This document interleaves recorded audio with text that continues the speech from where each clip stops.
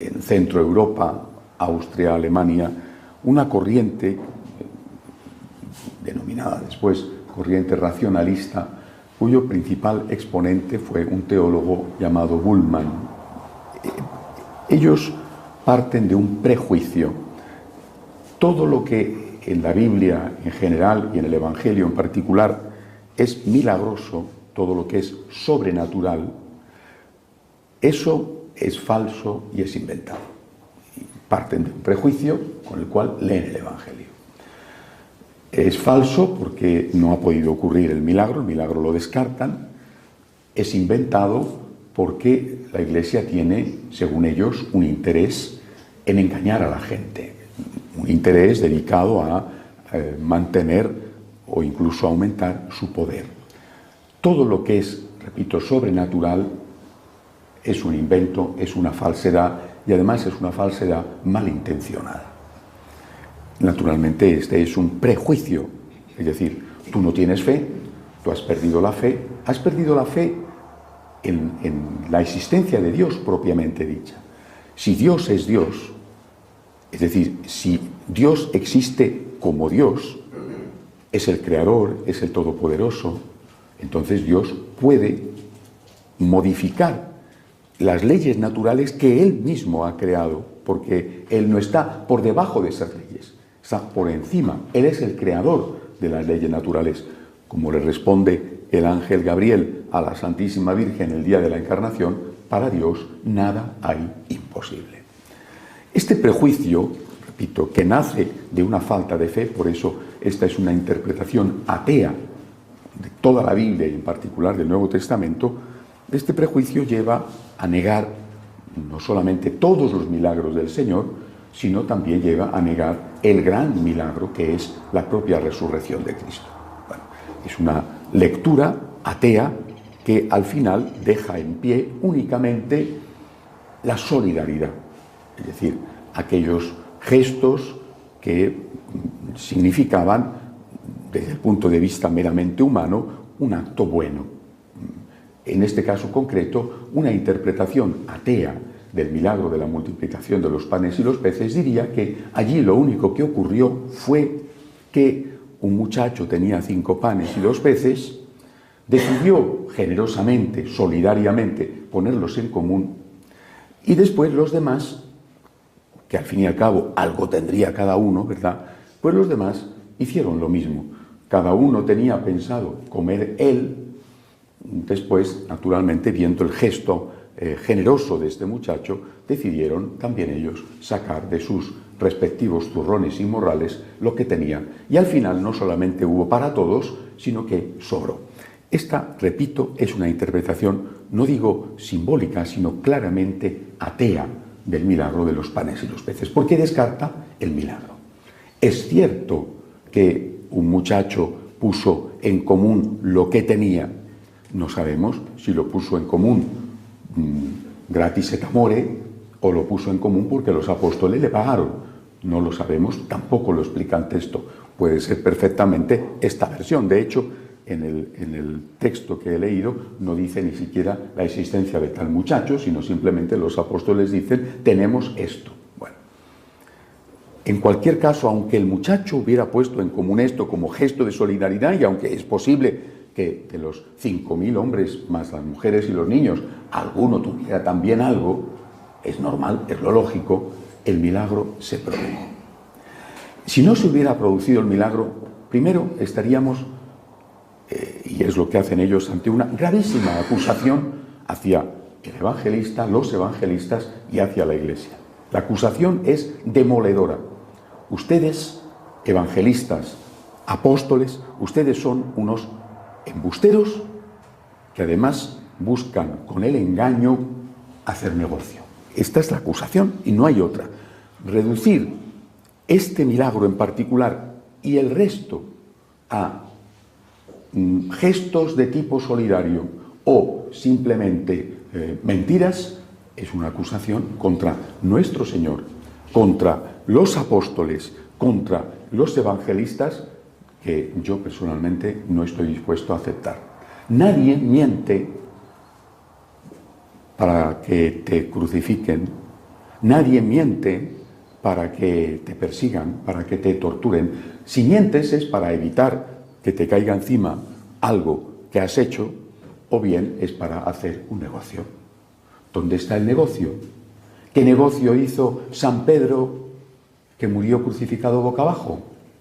¿Qué negocio hicieron los apóstoles que fueron perseguidos?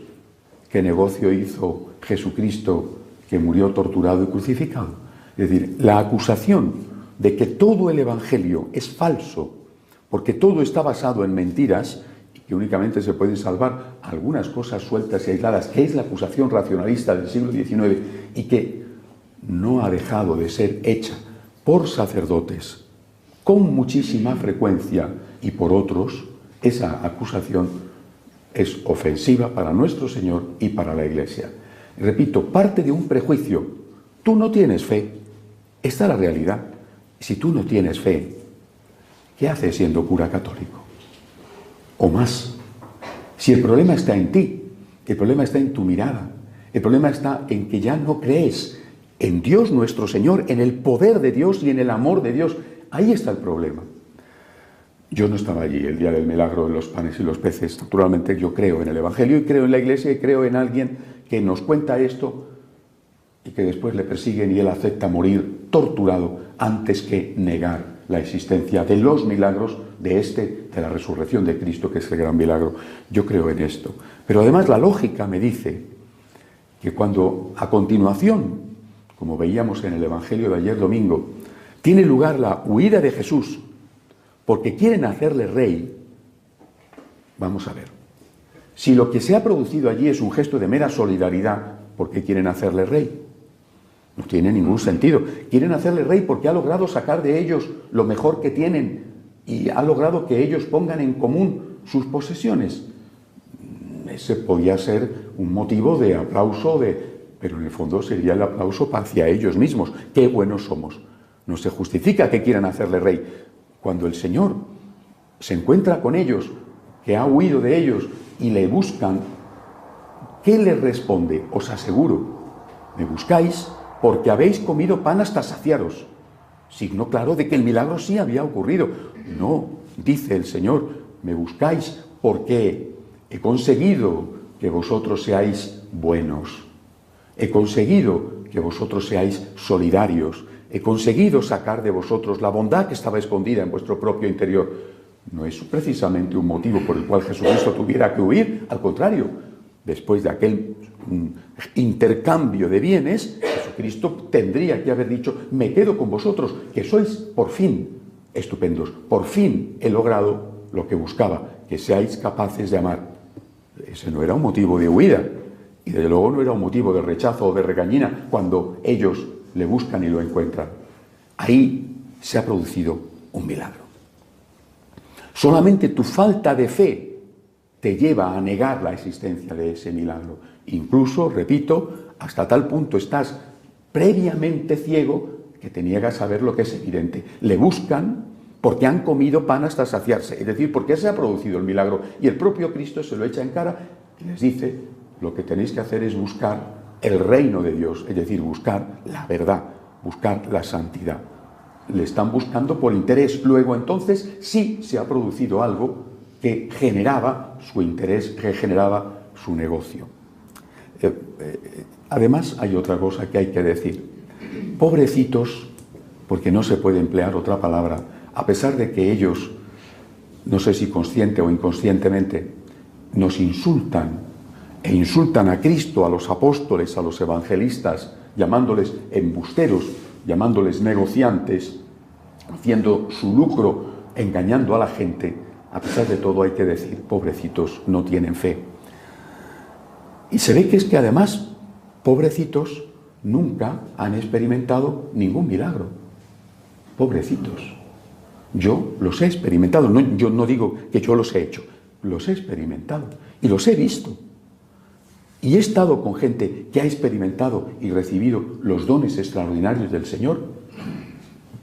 Muchas veces curaciones inexplicables, que después, en algún caso, los médicos han certificado que aquello no tenía una explicación natural, una explicación lógica. No estamos viendo continuamente cómo son beatificados y canonizados personas que previamente, por supuesto, habían sido buenas, pero que después el Señor ha hecho milagros a través de su intercesión. No son continuas las declaraciones de equipos médicos que con el mayor rigor dicen: esto lo hemos estudiado buscando alguna explicación lógica, científica, médica, y no hemos encontrado nada. Esta gente, en su ateísmo recalcitrante y ofensivo, porque no solamente ellos son ateos, sino que insultan, interpretan el Evangelio de tal forma que se convierten en personas sin fe que insultan a aquellos que lo escribieron con su sangre. Esta gente, pobrecitos, nunca han visto un milagro. Yo los he visto y estoy seguro de que cada uno de nosotros los ha visto y posiblemente los ha experimentado. Más vale tener humildad y decir: yo creo en Dios, que es más grande que yo. Es el Señor, es el Creador, es el Todopoderoso. Y decir con el ángel Gabriel, decir con la Virgen María: para Dios todo es posible, para Dios nada hay imposible.